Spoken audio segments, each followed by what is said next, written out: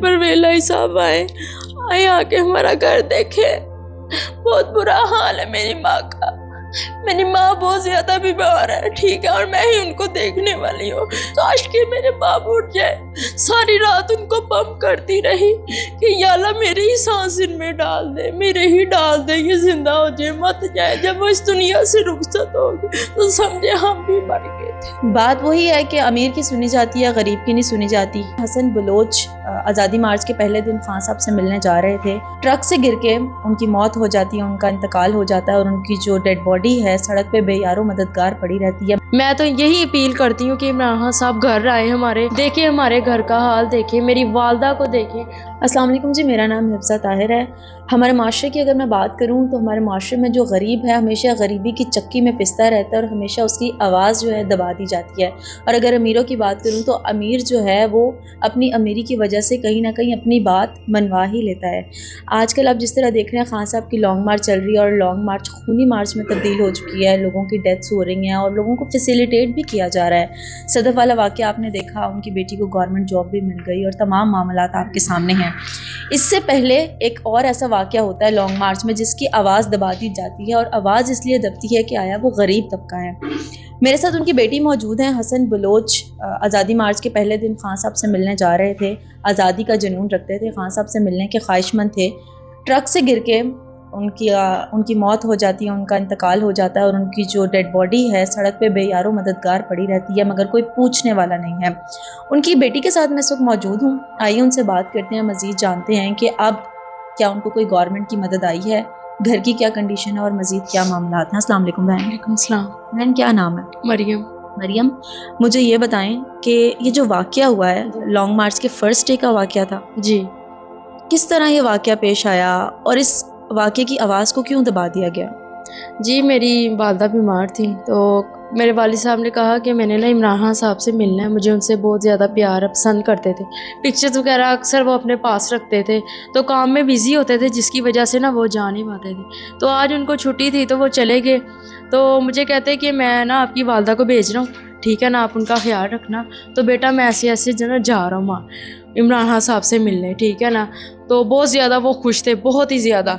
मैं कहा चलें ठीक है, आप अपना ध्यान रखना, आपको पता है 100 मसले मसाइल आ जाते हैं इनमें, तो आपने अपना ध्यान रखना, आपको पता है कि हमारा कोई नहीं है आपके सिवा। कहते चले अकेली बेटी हैं? हाँ जी, वो घर के वाहिद कफील थे? हाँ जी वही थे। तो इतना कह के ना इन्होंने फ़ोन बंद कर दिया। तो मैं इधर से फ्री हुई तो मेरी वालदा कहती आ जाओ हम ना चलते हैं। मेरी ना तबीयत बेचैन हो रही है, अजीब भी मुझे हो रहा है। तो मैं जब यहाँ 3 बजे मैं पहुँची हूँ तो मुझे नीचे जो ऑफिस वाले लड़के थे उन्होंने बताया कि बलोच साहब आपके वालिद साहब हॉस्पिटल में पड़े हैं, सर्विस हॉस्पिटल में, एमरजेंसी वार्ड में, उनकी बहुत ज़्यादा सीरियस कंडीशन है। मैं यहाँ से फौरी अपनी वालदा को पकड़ कर जब हॉस्पिटल गई मैंने देखा कि मेरे बाप का सारा माथे से मांस फटा हुआ, होंठ सारे खुले हुए थे, ठीक है। मेरे बाप की सारी गर्दन टूट के पीछे गई हुई थी और वो सांस बिल्कुल रुक रुक के ले रहे थे और बहुत कंडीशन उनकी ख़राब थी, सीरियसली थी। और सारी रात मैं पंप करती रही उनको। और वेंटिलेटर पे जब हमने डाला है, जुम्मे को एक्सीडेंट हुआ था, वेंटिलेटर पे हफ्ते के 4:30 बजे रात को वो फोत हुआ।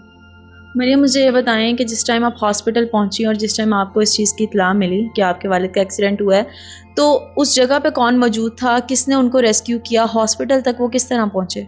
रेस्क्यू वाले 112 वाले आए थे, उन्होंने किया था, वहाँ कोई मौजूद नहीं था, सिर्फ डॉक्टर वगैरह मौजूद थे जो उनकी कर रहे थे ट्रीटमेंट वगैरह, और कोई नहीं था। सदफ की ये जब हमने वीडियो वायरल देखी और सदफ को जिस तरह फैसिलिटेट किया गया, गवर्नमेंट की इमदाद भी हुई, उसके बाद आप वाली फुटेजेस हमारे सामने आई हैं, तो वो उनके हालात देख के और उनके घर के मामला देख के और जिस तरह उनको कैश वगैरह दिया गया आपके ऊपर गुजरी, आपको थोड़ा बहुत फील तो हुआ होगा कि उनसे पहले आपके वालिद की डेथ हुई और आपको किसी ने नहीं पूछा? बिल्कुल ऐसे ही है। देखे ना, उनका तो शायद अपना घर होगा, अपना बाहर होगा, देखे वो तो खुद कमाती करती थी। हमारा तो एक था कमाने वाला वाली वारिस, जो उनकी ख्वाहिश में मिलने के वो दुनिया से जा बस।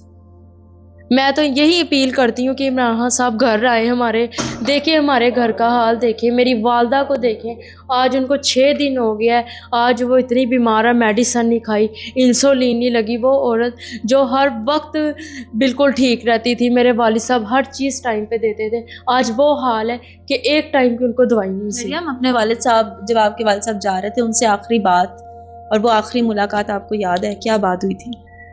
جمعرات کا ہی دن تھا، یہ پچھلے جمعرات کی بات ہے، میں بہت زیادہ بیمار تھی، تو گھر آئے تھے مجھے دیکھنے، کہتے طبیعت ٹھیک ہے؟ میں نے کہا پاپا طبیعت نہیں میری ٹھیک ہے، تو اندر نہیں آئے، باہر سے ہی مجھے نا مل کے گئے ہیں، تو میں نے کہا پاپا آپ اندر آئیں، کہتے نہیں میں نا پھر آؤں گا، تو بس دور ہی دور کھڑے تھے اور مجھے نا دور سے ہی الوداع کہہ کے نا چلے گئے۔ آپ کو پتا تھا کہ وہ جو الوداع ہے وہ آپ کے والد صاحب کی طرف سے آپ کا آخری الوداع تھا؟